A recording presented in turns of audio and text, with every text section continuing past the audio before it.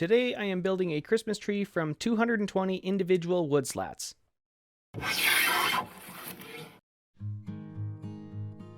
Hey guys, how's it going? So I was looking at my list of upcoming videos and I noticed I didn't have anything Christmassy.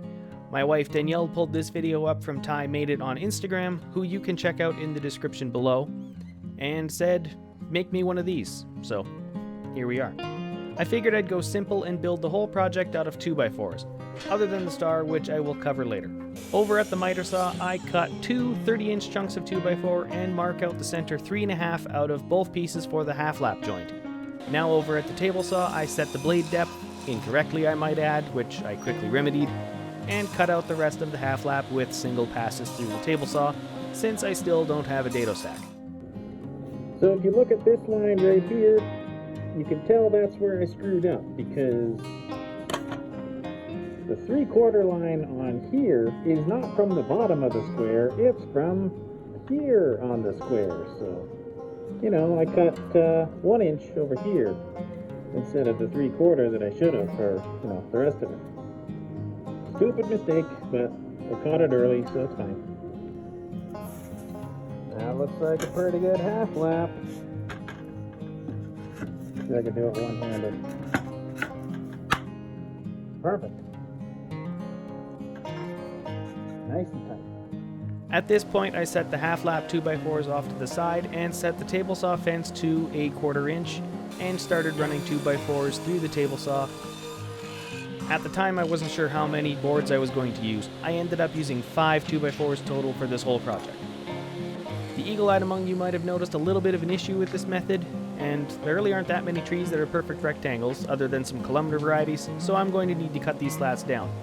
With having 30 inches at the base and taking 1/8 of an inch off each successive slat, this leaves me needing to cut 220 individual slats to go from 30 to 2.5 inches.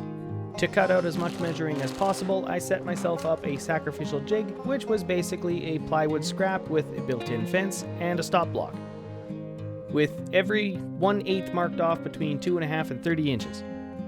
Now I can just butt my piece up to the stop block, line up the first uncut tick, and cut. Saves me from having to measure out every single separate piece, or adjusting my miter saw station stop block 220 separate times, and it worked out to almost no wasted pieces. Other than the pieces I tossed due to knots or other defects that would have just snapped, but more often than not, since I was needing everything at least 1/8 of an inch shorter, the remaining offcut from 1 8-foot slat would work on its own, or as is, and I would only just need to take off another 1/2 inch or so. I think at the end of the day I only had one 4-foot section of 1/4 inch slat left over, otherwise the rest was pretty much just sawdust.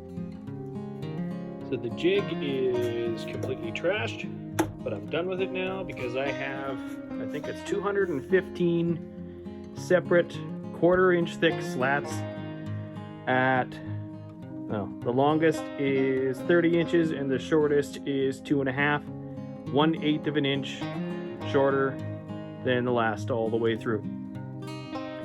Lots of cutting at the miter saw. Good job. Now with all of the slats cut to length, I need to drill a hole in the center of all 220 pieces. I started with measuring and center punching every piece, and then realized that that was going to take forever, so I threw together some scrap wood and set up a backer board and fence on the drill press that basically set the center of the slat front to back.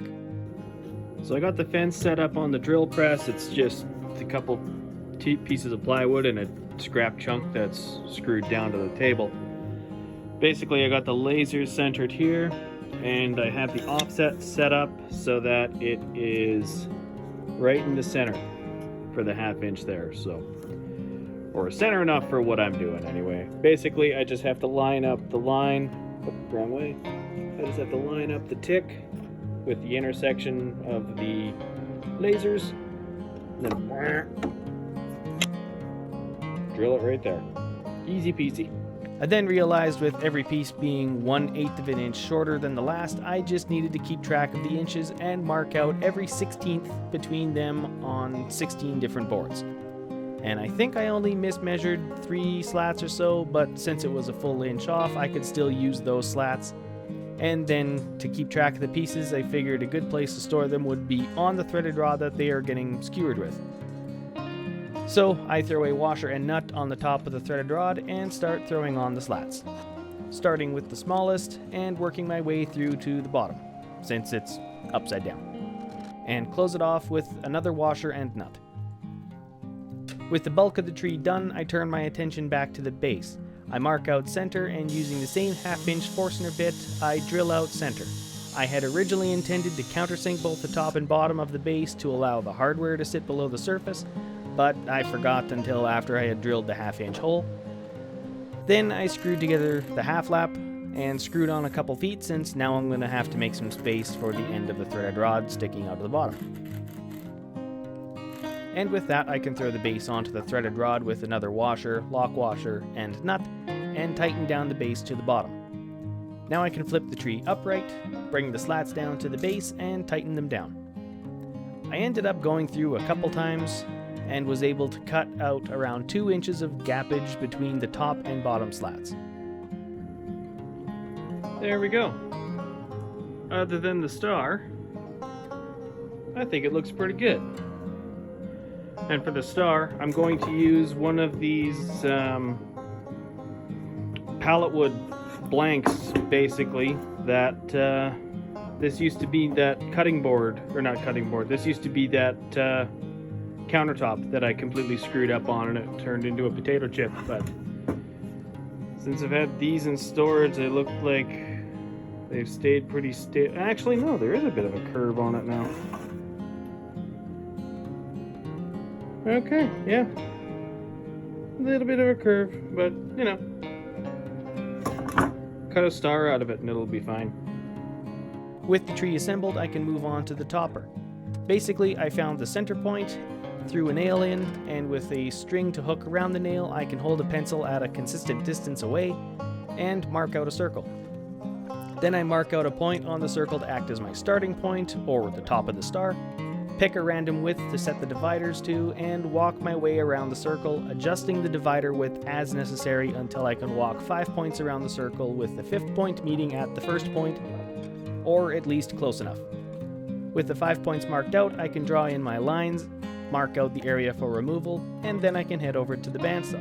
So because I still need to drill the hole up the center here to mount onto the threaded rod, I can't take out these sections. Well, I can take out these sections. I can't take out these sections yet because I still need a flat reference surface to send it straight up the middle here. So I'm going to go to the bandsaw. I can cut out here, but this will have to wait until I drill this first. I think this might be the first time I've used this bandsaw on the channel. Much better than my old tabletop version.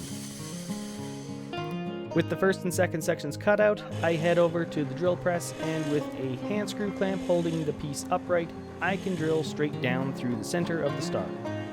With the hole already started on the drill press, I threw a spade bit into the drill and was able to get the hole a little bit deeper. Then I could head back to the bandsaw and cut off the remaining 2 corners.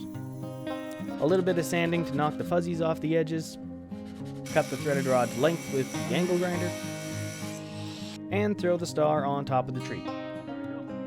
And with that, the tree is pretty much done and can head out to the front yard. And I can fan out all of the slats.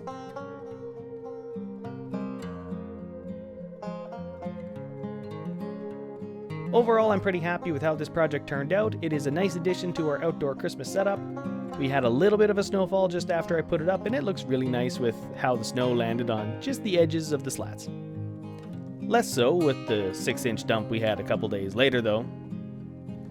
Having watched Ty made its full video since I built this, there's a couple things that he thought of that would have worked out better.